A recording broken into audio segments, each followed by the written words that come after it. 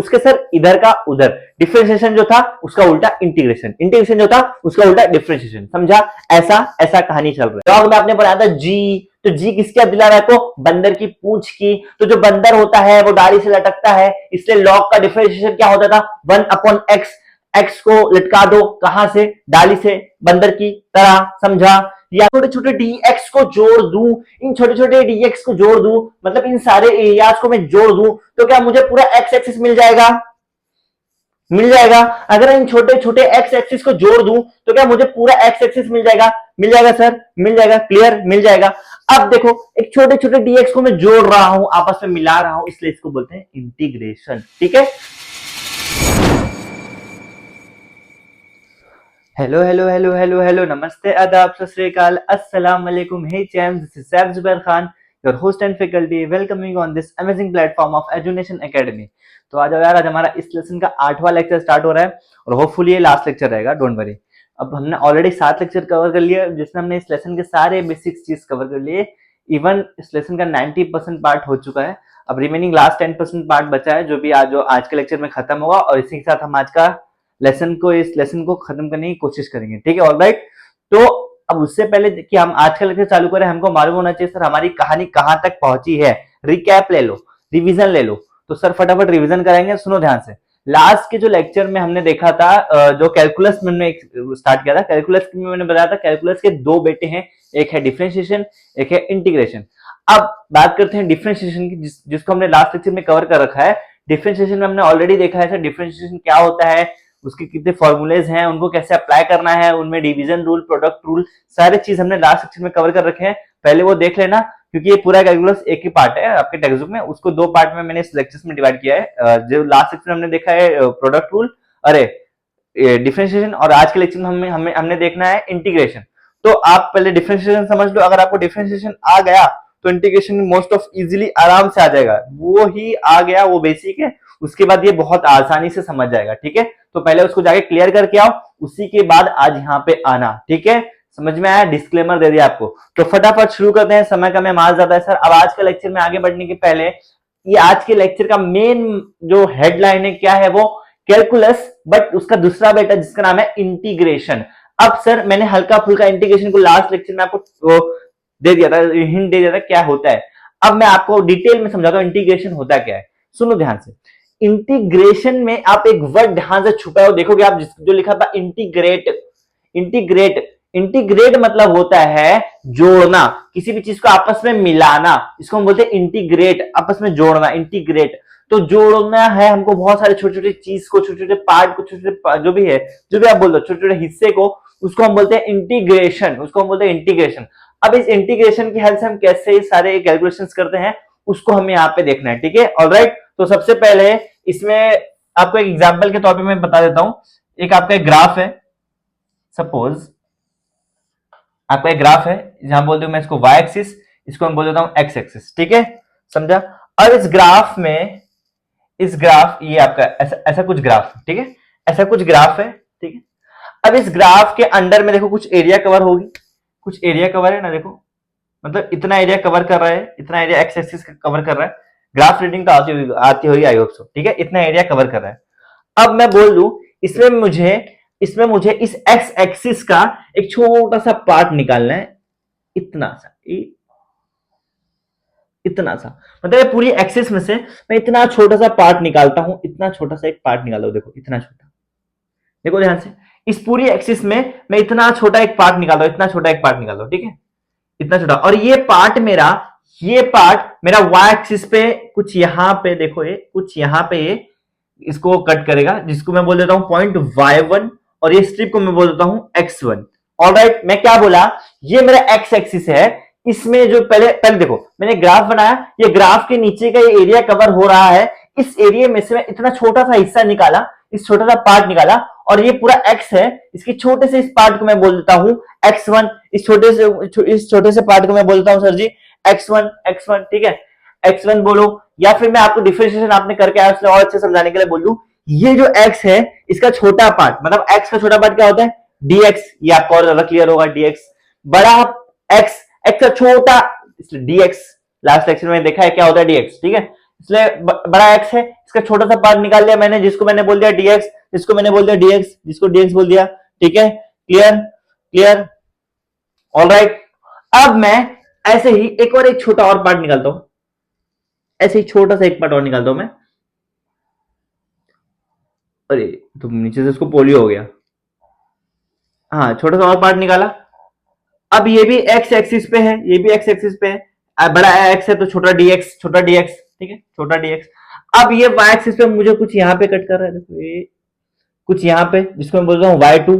Alright alright, जैसे ये मेरा एक स्ट्रिप कट किया था, ऐसे मेरा दूसरा स्ट्रिप देखो dx, दो छोटे छोटे स्ट्रिप में यहाँ पे कट हुए, दो छोटे छोटे स्ट्रिप यहाँ पे कट हुए, यहाँ पे कट हुए। ऑलराइट ऑलराइट, अब ये जो मेरा ग्राफ जहां पे आके खत्म हो रहा है, इसका एंड लाइन, इसको मैं बोल देता हूँ पॉइंट x2 और समथिंग यहाँ पे कोई पॉइंट बोल देता हूँ x1। ठीक है, अब इसके ऊपर हमको कहानी खेलनी है, वो ध्यान से देखो। ठीक है, अब देखो, अगर मैं इस जो यहाँ पे देखो y एक्सिस पे दो स्ट्रिप बनी है, एक y1 बनी है, एक y2 बनी है, एक y1 बनी है, एक y2 बनी है, दो स्ट्रिप मेरी x एक्सिस पे बनी है विथ रिस्पेक्ट टू, दो स्ट्रिप मेरी y एक्सिस पे बनी है विथ रिस्पेक्ट टू मेरी x एक्सिस, जहां पे मैंने दो छोटे छोटे पार्ट निकाल लिए हैं इस एरिया में जो ग्राफ के अंदर में कवर हुआ था। ठीक है, अब अगर मैं बोलूं एरिया, एरिया जो एरिया है, एरिया ऑफ y1, अगर मैं y1 का एरिया बोलूं, y1 का एरिया बोलूं, तो यहां y1 का एरिया क्या है, y1 dx।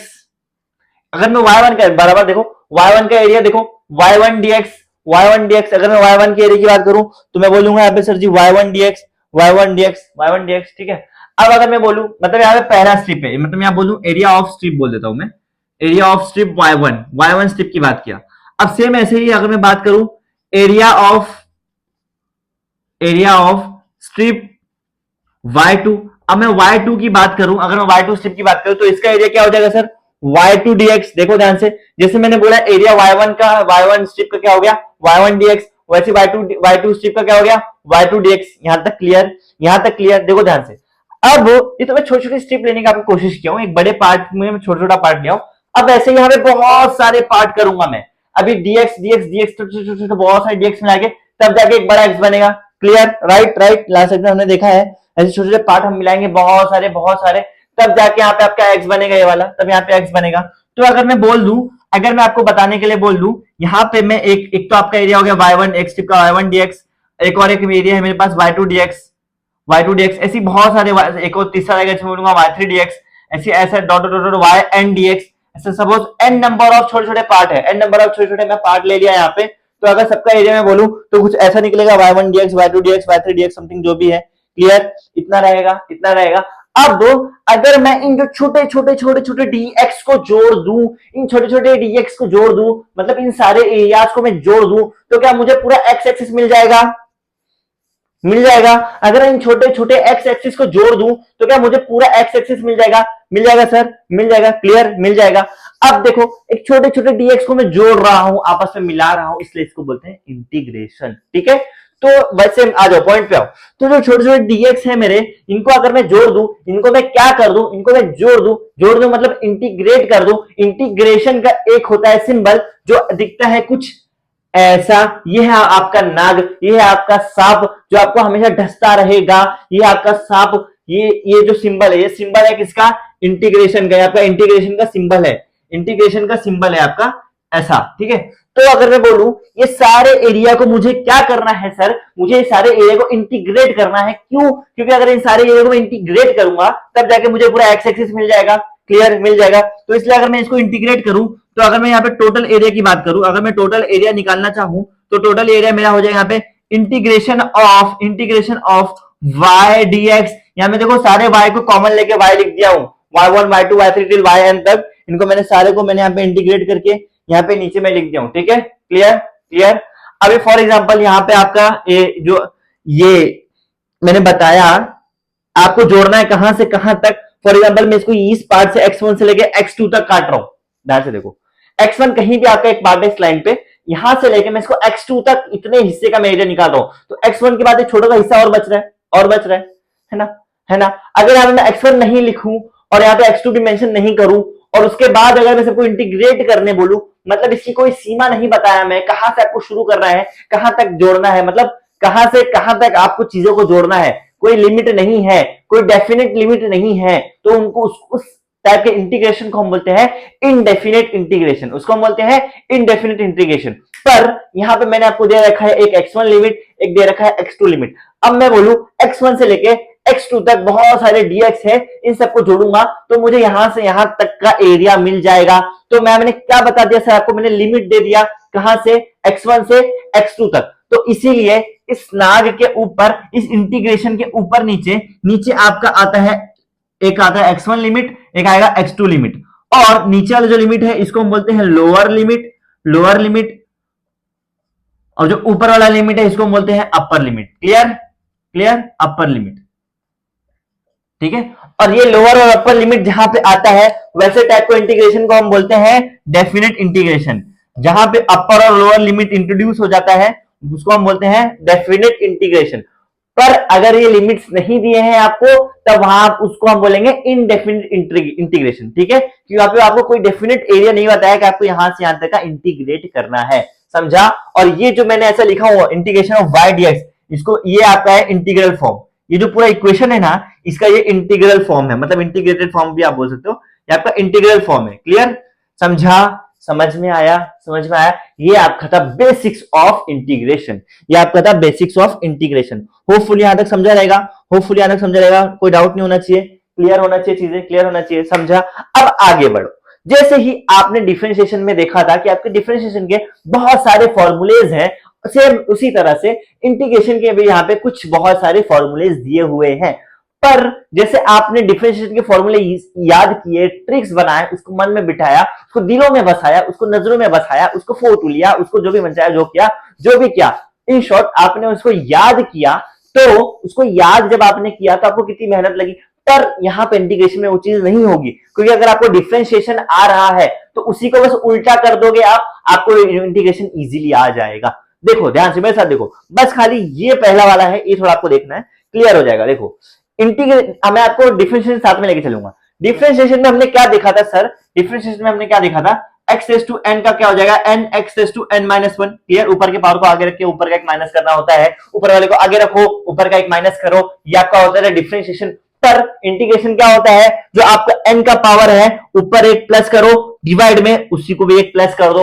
फॉर एग्जांपल अगर मैं बोलूं मेरा पावर है x रेज टू 2, तो यहाँ पे हो जाएगा इसका हो जाएगा x, एक पावर ऊपर ऐड करना 2 प्लस 1, नीचे भी उसको 2 प्लस 1, तो ये हो जाएगा x क्यूब बाय 3। समझा, ये एक एग्जांपल दिया मैंने आपको, मतलब जो आपका पावर है उसको ऊपर एक प्लस करोगे फिर उसको नीचे भी उसको डिवाइड में एक प्लस कर देना, ठीक है। समझ में आया, ये आपका क्या है, ये आपका क्या है, बेसिक इन्फो। मैं आपको खाली एग्जांपल दिया हूं, पर ये पहले वाले का, ठीक है। उसमें ऐसा नहीं था, ये डिफरेंशिएशन में ऐसा उल्टा था, और इंटीग्रेशन में ऊपर प्लस होगा। क्लियर, समझा यहां तक समझी रहेगी चीजें, आई होप तो, ठीक है, समझा। अब देखो, अब ये हो गया आपका पहला। दूसरा देखो, यहां पे ये कांस्टेंट है, कांस्टेंट का इंटीग्रेशन होता है x, या फिर 0 भी बोल सकता है, वो भी आप देखेंगे, ठीक है। इसका इंटीग्रेशन होता है आपका, डिफरेंशिएशन 0 होता था, इंटीग्रेशन इसका x होगा, 1 का इंटीग्रेशन x, खत्म, ठीक है, समझा। अब देखो, आपको मैंने बताया था बंदर क्या करता है सर, बंदर ऊपर से लटक जाता है, कहां से, डाली से, तो लॉग का g मैंने बोला था, ये जिसको ही समझ में आ रहा होगा तो लास्ट लेक्चर करके आया। लॉग में आपने बनाया था g, तो जी किसकी याद दिला रहा है, तो बंदर की पूंछ की। तो जो बंदर होता है वो डाली से लटकता है, इसलिए लॉग का डिफरेंशिएशन क्या होता था, 1 अपॉन x, x को लटका दो कहां से, डाली से, बंदर की तरह, समझा। ये आपका था डिफरेंशिएशन। पर डिफरेंशिएशन में क्या था, लॉग का डिफरेंशिएशन था 1 अपॉन x, इंटीग्रेशन में क्या होगा, 1 अपॉन x का इंटीग्रेशन होगा log x। मतलब इसकी टोपी उसके सर, इसकी टोपी उसके सर, इधर का उधर, इसकी टोपी उसके सर, इधर का उधर। डिफरेंशिएशन जो था उसका उल्टा इंटीग्रेशन, इंटीग्रेशन जो था उसका उल्टा डिफरेंशिएशन, समझा। ऐसा कहानी चल रहा है। क्लियर, समझ में आया, वही चीज यहाँ पे दी हुई है। अब देखो ये सेम ऐसे ही जैसे आपने देखा था डिफरेंशिएशन में, साइन का डिफरेंशिएशन क्या होता था, साइन का डिफरेंशिएशन, कॉस का डिफरेंशिएशन होता माइनस साइन, पर यहाँ पे उल्टा साइन का माइनस कॉस। कॉस का वहां पे क्या होता था, कॉस का होता था वहां पे साइन का होता था कॉस, यहाँ पे कॉस का होता है साइन। इजी है यार, बस इसको उल्टा कर दो, बस अदर साइड ऑफ कॉइन बोल दो, कॉइन का दूसरा साइड है, ठीक है। और एक्स का एक्स, ये हमेशा सिग्मा है भाई, ये हमेशा ऐसा ही रहेगा, चाहे इंटीग्रेशन हो, चाहे डिफरेंशिएशन हो, चाहे लिमिट्स हो, चाहे कंटिन्यूटी हो, कहीं भी हो, ये हमेशा ऐसा ही रहेगा। एक्स सैवेज बाप, ठीक है, कोई इसका मुकाबला नहीं। क्लियर, समझा, ये सारे फॉर्मूले आप इसको देख लो अच्छे से। यही फॉर्मूले के ऊपर आपको आगे सारे एग्जांपल्स आने वाले हैं। क्लियर, समझ में आया? होपफुली यहां तक समझ में आ गया रहेगा, होपफुली यहां तक समझ में आ गया रहेगा। अब मैं आप पे एक एग्जांपल लेता हूं आपको समझाने के लिए, एक एग्जांपल लेता हूं। For example y is equal to, example में x cube plus x raise to 4, इसको मुझे क्या करना है, इंटीग्रेट करना है। तो मैं इंटीग्रेट इसको कैसे करूंगा, जो एग्जांपल है यहाँ पे, अब मैं एग्जांपल को इंटीग्रेट कर, इसको मैं सॉल्व करने की कोशिश करूं तो क्या हो जाएगा, इसको मैं बोल दूं अगर सर इसको मैं इंटीग्रेट करना है y को मुझे इंटीग्रेट करना है, y को dx से मुझे इंटीग्रेट करना है, मतलब यहाँ पे मुझे y को dx से इंटीग्रेट करना है। तो इसको मैं ऐसे लिखूंगा, इसका इंटीग्रल फॉर्म अगर मैं अच्छे से लिखूं तो ये हो जाएगा, अगर मैं इसको इंटीग्रेट करना है तो ये हो जाएगा integration of x cube, y हटा दो, integration of x cube plus x raise to 4, y को इंटीग्रेट करें तो ऐसा, समझा dx, ठीक है, समझा? ऐसा समझा? यहां तक मैंने क्या किया, सिर्फ खाली उसको एज इट इज लिख दिया, उसको एज इट इज लिख दिया। अब यहाँ पे एक एक टर्म को इंटीग्रेट करना है मुझे, तो एक्स क्यूब को पहले इंटीग्रेट करूंगा प्लस एक्स रेज टू 4 को इंटीग्रेट करूंगा, ठीक है, समझा? देखो पहले मैंने ब्रैकेट में लिखा, फिर दोनों को बांट दिया, पहले एक्स क्यूब को भी दे दिया इंटीग्रेशन, फिर एक्स रेज टू 4 को भी दे दिया, ठीक है, और dx डालना मत भूलना, dx सबके पास डाल देना, ठीक है, समझा? dx डाल देना, ठीक है। अब इसमें अगर मैं फॉर्मूला लगाऊं तो x का पावर क्या दिख रहा है मेरा 3, यहाँ पे x का पावर क्या दिख रहा है 4, तो यहाँ पे ये हो जाएगा बेसिकली, यहाँ पे हो जाएगा ये देखो, ऊपर का क्या करना है, ऊपर का प्लस करना है 1, ऊपर में एक जोड़ो 4 और उसी 4 को वापस नीचे लिख दो 4, समझा? dx प्लस जो x है यहाँ पे वापस यहाँ 4 है तो 4 को एक जोड़ो 5, नीचे वापस लिख दो 5 dx, समझा? ये मैंने क्या किया, ये मैंने पहली प्रॉपर्टी लगाया, ऊपर एक जोड़ा नीचे ऊपर एक जोड़ा, उसको उठा के पटक के नीचे लिख दो, यही प्रॉपर्टी यहाँ पे लगाया, वही पहला फॉर्मूला मैंने यहाँ पे लगाया, तब मेरा ये सॉल्व होके मेरा कुछ ऐसा आएगा, समझा? अगर आप यहाँ पे जब भी देखो, जब मैं इंटीग्रल फॉर्म में लिखता हूँ ना तब यहाँ पे dx लगता है, और जब मैं इसके ऊपर जब इंटीग्रेशन कर देता हूं तब ये dx हट जाता है, और यहाँ पे आ जाता है प्लस सी। अब ये सी क्या होता है मैं आपको और अच्छे समझाऊंगा, थोड़ा टाइम सबर करो, खाली इसको देखो, समझा? इतना समझा, एक एक टर्म समझा क्या हुआ, मैंने यहाँ पे पहले को मैंने इंटीग्रेट किया, दोनों को एक एक करके इंटीग्रेट किया अलग अलग, समझा? यहाँ तक समझ में आया? अब मैं बोलूं सर, मेरा dx क्या निकल के आया, मेरा dx निकल के आ गया x raise to 4 upon 4 plus x raise to 5 upon 5 is equal 5 upon 5 plus c। ये आ गया आपका इंटीग्रेशन किसका, इसका, समझा? ऐसे इंटीग्रेट करना है आपको, ये सिंपल इंटीग्रेशन मैंने आपको करके दिखाया, एकदम सिंपल इंटीग्रेशन करके दिखाया। क्लियर? यहाँ तक क्लियर होगा, आई होप सो, यहाँ तक क्लियर होगा, डोंट वरी, ठीक है, समझा? इजी, आगे बढ़ते। अब मैं आपको सी की कहानी समझाने की कोशिश करता हूं, उसके लिए मैं आपको एग्जांपल लेता हूं, एक क्वेश्चन की हेल्प से कोशिश करता हूं आपको समझाने की। y is equal to x cube plus x raise to 2 plus 5, इसके हेल्प से मैं आपको थोड़ी वो जो सी है ना उसकी कहानी समझाने की मैं कोशिश करता हूं, ठीक है, समझा? अब मैं इसको थोड़ा अच्छे से सॉल्व करते हुए आगे, जो सी की कहानी है, इसको समझने के लिए इसको मैं पहले डिफरेंशिएट करूंगा, इसको मैं, जब मैं डिफरेंशिएट करूंगा तो क्या हो जाएगा 3x², एक उसको 3 को पटको, ऊपर एक माइनस करो, प्लस 2x, 5 का तो 0 हो जाता है, याद रहेगा आपको 0 हो जाता है। अब सर जी ये जो मेरा dy बाय dx है, अब मैं इसको अगर इंटीग्रेट करूंगा तब ये क्या बनेगा वो ध्यान से देखो, इसको मैं इंटीग्रेट करूंगा तब ये हो जाएगा इंटीग्रेशन ऑफ dy को मैं इंटीग्रेट करूंगा तब ये हो जाएगा, देखो ध्यान से देखो, ऊपर देखो क्या दिख रहा है मेरे, क्या दिख रहा है, पावर पे सिर्फ ध्यान दो, पावर पे क्या दिख रहा है, ऊपर 2 दिख रहा है ना ऊपर। अब देखो ये 3 को ऐसे रहने दो, 3 ऊपर एक प्लस होगा, क्यूब नीचे 3, पावर ऊपर एक प्लस हुआ उसी को फिर नीचे लिख देना है, सेम ऐसे पीछे यहाँ पे क्या है 2, ऐसे रहने दो, x 1 था, कुछ नहीं तो 1 है, 1 प्लस 1 कितना होता है सर 2 होता है, नीचे भी उसको 2 लिख दो, समझा? 3 से 3 को काटो, 2 से 2 को काटो, क्या बच रहा है x क्यूब प्लस x4, तो यहाँ पे इंटीग्रेशन क्या निकल के आ गया मेरा सर dx, dx भूल के लिखना, dx लिखना मत भूलना, समझा? अब यहाँ पे लिख दो प्लस सी, इंटीग्रेशन हो गया यहाँ पे प्लस सी, तो यहाँ पे मेरा क्या निकल के आ गया dy क्या निकल के आ गया x cube plus x² plus c. अब आप ध्यान से देखोगे ना, ध्यान से देखोगे, ये जो मेरा फाइ जो है, ये फाइ नीचे आते ही गायब हो गया। कहां गायब हुआ सर? ये एक्चुअल में गायब नहीं होता है, पर आपको यहां समझाने के लिए, जब आप इसको सॉल्व करते हो, ये बताने के लिए कि यहां पे कुछ ना कुछ एक वैल्यू आएगा, कुछ ना कुछ एक कांस्टेंट है, उसको दिखाने के लिए आप यहाँ पे प्लस सी लगा देते हो, आगे प्लस सी लगा देते हो। सी मतलब होता है कांस्टेंट, आपको दिखाना होता है कि आगे कांस्टेंट है। ये कब होता है? जब आपको कोई इंटीग्रेशन में यहाँ पे कोई लिमिट नहीं दे रखी है। देखो, ये में अब तक आप इनडेफिनिट इंटीग्रेशन कर रहे हो, अब तक आपको लिमिट नहीं दे रखी है, अब तक लिमिट नहीं दे रखी है। तो जब लिमिट नहीं दे रखी होती है, तो आपको बताने के लिए कि ये कांस्टेंट है, इसलिए आपका आगे सी लगाना होता है। देखो, आप खुद देखो आपके सामने, ये जो फाइव है ना, ये आगे आके गायब हो गया, ये कांस्टेंट नंबर है, आगे आके गायब हो गया। तो वो गायब हो गया, पर वो एक्चुअल में प्रैक्टिकली वो रहता है, तो उसको दिखाने के लिए हमको सी लगाना पड़ता है। बट ओनली इन केस जब आपका ये इनडेफिनेट इंटीग्रेशन हो। अब एक और एग्जांपल, ये हो गया इनडेफिनेट। अब हम आगे धीरे बढ़ेंगे डेफिनेट इंटीग्रेशन की तरफ। अब हम आगे बढ़ेंगे डेफिनेट इंटीग्रेशन की तरफ, डेफिनेट इंटीग्रेशन की तरफ। समझा? थोड़ा सा उसकी कहानी अलग होती है। फॉर एग्जाम्पल, अगर मैं बोलूं, मेरे पास एक एग्जाम्पल है, y is equal to 3x² plus 4x³। इसको मुझे देखो, एक एग्जाम्पल लिया मैंने अपने सामने, एक एग्जाम्पल लिया हूं, इसको मुझे इंटीग्रेट करना है, इसको मुझे इंटीग्रेट करना है, इसको मुझे इंटीग्रेट करना है, इंटीग्रेट फ्रॉम, मतलब यहां पे एक लिमिट लगाता हूं मैं। देखो, यहां पे मैं एक लिमिट लगा देता हूं, जैसे कि मैं यहां पे लिमिट लगा दूं, दो लिमिट लगा देता हूं यहां पे मैं, x2 और x1 और x2 लगाता हूं। x1 इज इक्वल टू 2 से लेके x2 इज इक्वल टू 3, मतलब 2 से लेके 3 तक, 2 से लेके 3 तक मुझे चीजों को इंटीग्रेट करना है। अब आपके मन में वो बन रहा होगा, वो इमेज बन रहा होगा, ऐसी कोई ग्राफ होगा सर, उस ग्राफ में एक पॉइंट होगा जो होगा आपका x2, एक पॉइंट होगा कोई होगा x3, उन दोनों के बीच में सारे स्ट्रिप को मुझे जोड़ना है, मतलब इंटीग्रेट करना है। ठीक है, वैसा ही कुछ आपको इमेज बन रहा होगा।